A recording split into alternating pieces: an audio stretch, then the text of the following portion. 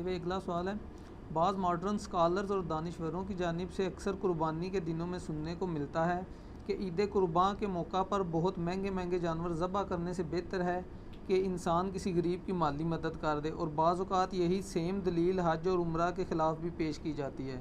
آپ کا موقف کیا ہے؟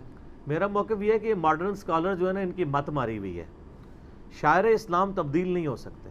اس کی میں آپ کو ایک چھوٹی سی مثال دیتا ہوں۔ اس وقت ایون پاکستان جیسے اسلامی ملک کے اندر بھی لاکھوں لوگ ایسے ہیں کہ جن کو اذان کی آواز اس مسجد کی نہیں آ رہی ہوتی جہاں وہ نماز پڑھ رہے ہوتے ہیں۔ جب سے ایک سپیکر کا حکم ہوا تھا، اب تو خیر وہ 4 کر لیے انہوں نے، تو ہم لوگ ظہر کی نماز اذان سن کے نہیں پڑھتے ہیں۔ ہمیں پتہ ہوتا ہے کہ مسجد میں 1 بجے جماعت ہے، فلاں مسجد میں 1:30 بجے ہے، ہم گھڑی کو دیکھ کے جا رہے ہوتے ہیں۔ پریکٹیکلی اس وقت اذان کی ضرورت باقی نہیں رہی ہے، اور یورپ امریکہ میں تو ویسے ہی اذان کی آواز باہر نہیں آتی، لوگ گھڑیوں کو دیکھ کے جمعے کے لیے نماز کے لیے جاتے ہیں۔ تو کیا اذان بند کر دیں گے؟ نہیں، وہ اسلام کے شعائر اللہ میں داخل ہے، وہ آپ چینج نہیں کر سکتے۔ جس طرح کہ صحیح بخاری میں آتا ہے کہ یہ رمل جو ہے طواف کے پہلے 3 چکروں میں، جو عمرے والا طواف ہوتا ہے احرام کی حالت میں، 3 چکروں میں آپ اکڑ کے چلتے ہیں، اس لیے کہ مشرکین عرب کہتے تھے کہ مدینہ بیماریوں کی سرزمین ہے، صحابہ آئیں گے تو بیمار ہوئے ہوں گے، تو نبی علیہ السلام نے حکم دیا کہ ذرا اکڑ کے چلنا ہے تاکہ پتہ چلے کہ مسلمان صحت مند ہے۔ لیکن اب تو اس کی کوئی ضرورت باقی نہیں ہے، لیکن آج بھی مرد نے چھوٹے چھوٹے قدم اکڑ کے اور فاسٹ چلنے ہوتے ہیں، وہ سنت زندہ ہے۔ صفا مروہ کی جو صحیح ہے، یہ کیا تھی؟ سیدہ ہاجر تھی نا، جو یہ ہاجرہ لفظ غلط ہے، ہاجر لفظ ہے، وہ دوڑی تھی پانی کے لیے، لیکن وہ اللہ نے کہا ان الصفا والمروہ من شعائر اللہ، صفا مروہ بھی اللہ کی نشانی ہے۔ حتیٰ کہ سورہ حج میں ہے کہ جو ہدی کے جانور ہیں، جو حج کے لیے قربانی کا جانور جاتا ہے، وہ بھی شعائر اللہ میں داخل ہے، حالانکہ وہ جانور ہے، شعائر اللہ میں داخل ہے، اللہ کے ساتھ اس کی نسبت ہوگی ہے۔ بالکل اس طریقے سے یہ اسلام کے شعائر ہیں، ان کو آپ چینج نہیں کر سکتے۔ حتیٰ کہ اتنی سخت حدیث ہے سنن ابن ماجہ میں، المستدرک الحاکم میں، کہ نبی علیہ السلام نے فرمایا جو استطاعت کے باوجود عید کی قربانی نہیں کرتا وہ ہماری عیدگاہوں سے دور رہے۔ یعنی ایک ضعیف روایت بھی ہے کہ عید والے دن اللہ تعالیٰ کو خون بہانے سے بڑھ کے کوئی اور عمل عزیز نہیں ہے، لیکن وہ روایت ضعیف ہے، لیکن اپنے اصول میں یہ بات ٹھیک ہے، کیونکہ صحیح مسلم میں آتا ہے کہ نبی علیہ السلام نے جو آخری حج کیا تھا 100 اونٹ مولا علی کے ذریعے یمن سے منگوائے تھے، اور صحیح مسلم کے الفاظ ہیں کہ 63 اونٹ آپ نے اپنے مبارک ہاتھوں سے نہر کیے، کیونکہ آپ کی عمر مبارک 63 تھی، ہر سال کے حساب سے 1 اونٹ دیا، اور باقی 37 مولا علی نے کیے۔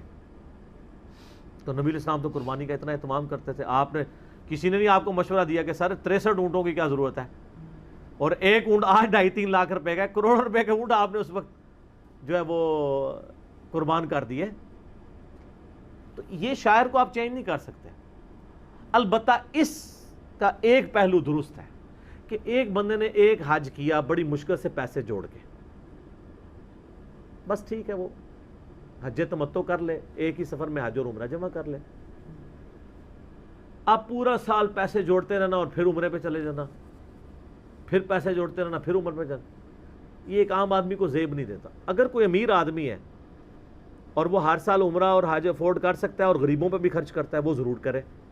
ایک عام آدمی کا کیا کام ہے کہ وہ پورے سال پیسے اس لیے جوڑے کہ جا کے وہ خود مکہ مدینے کی سیر کر کے آئے۔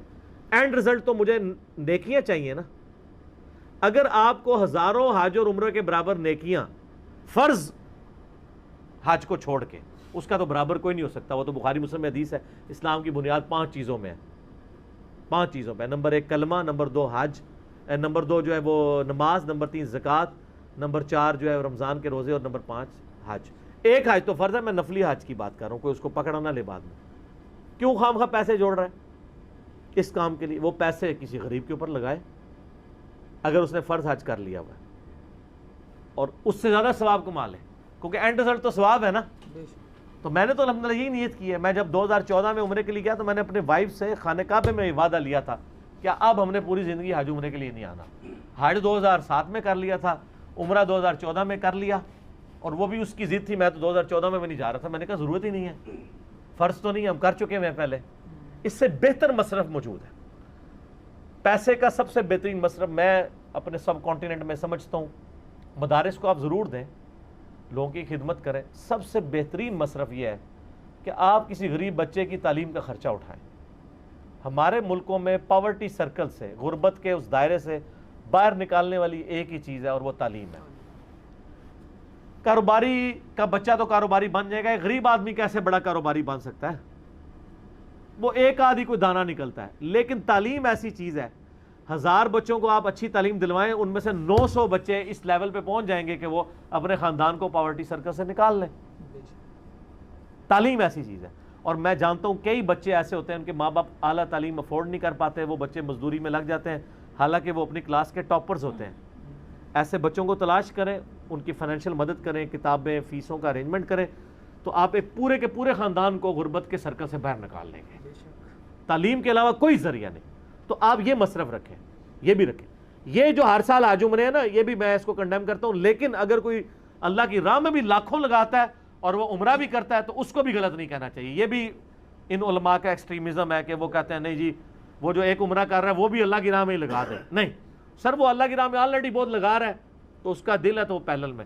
لیکن ایک بندہ پورا سال ہی پیسے جوڑ کے تو عمرہ کرنے چل جاتا ہے, اس کو تو ہم کہیں گے کہ اس سے بہتر ذریعہ ہے نیکیاں کمانے کا, وہ کرو, تم ان کاموں پہ پیسے لگاؤ.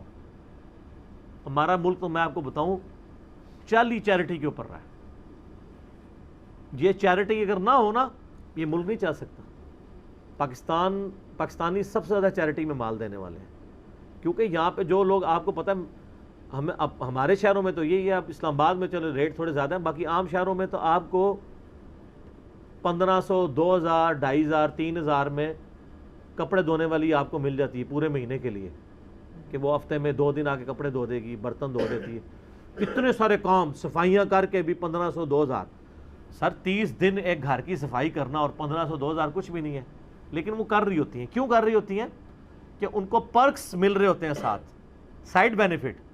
وہ صرف وہ نہیں مل رہا ہوتا, جب جس گھر میں وہ کام کر رہی ہوتی ہیں, جب ان کا کوئی بچہ کوئی رشتہ دار باہر سے آتا ہے وہ کتنا کچھ گفٹ کرتا ہے. پھر سائڈ پہ کئی ایک خرچہ اللہ نے ان کا لگایا ہوتا ہے اس اعتبار سے کہ وہ کر رہے ہوتے ہیں. یعنی میں اپنے گھر میں, ہمارے گھر میں یعنی 3-4 یعنی کام کرنے والی ہیں, تو کئی ایک کے یعنی میری والدہ نے یعنی ان کے بچوں کی اسکول کے فیس کا خرچہ, یعنی وہ ہم سے ویسے تو مزدوری کی مد میں تو 3000 روپے لے کے جا رہی ہوں گی, لیکن فیسوں کی مد میں اس سے کئی زیادہ. کبھی کسی کا فریج خراب ہو گیا, اس کو فریج نیا لے دیا ہے. تو یہ سائڈ بینیفٹس بھی چل رہے ہوتے ہیں, چیریٹی پہ چل رہا ہوتا ہے. میں یہ مطلب کوئی مشہوری کے لیے نہیں, ویسے آپ کو میں ایگزامپل کے طور پہ ایک بات پیش کر رہا ہوں کہ پیسے حج عمروں کی بجائے ان کاموں میں لگائیں. البتہ جو بندہ بہت امیر ہے, حج عمرہ بھی افورڈ کر سکتا ہے اور غریبوں کو بھی دے سکتا ہے, اس کے حج عمرے پہ پابندی نہ لگائیں اور اس کو یہ تانا نہ دیں کہ تو کیوں ہر سال حج پہ چلا جاتا ہے. صحابہ کرام میں ایسے لوگ تھے جو ہر سال حج کرتے تھے. یہ علیحدہ بات ہے کہ وہ رہنے والے وہاں کے تھے, وہاں کے رہنے والوں کو ہر سال حج کرنا چاہیے. عبداللہ بن عمر اگر حج کے لیے آتے تھے تو پاکستان سے تو نہیں جاتے تھے نا, وہ وہیں سے ہی جاتے تھے, امیر حج ہوتے تھے.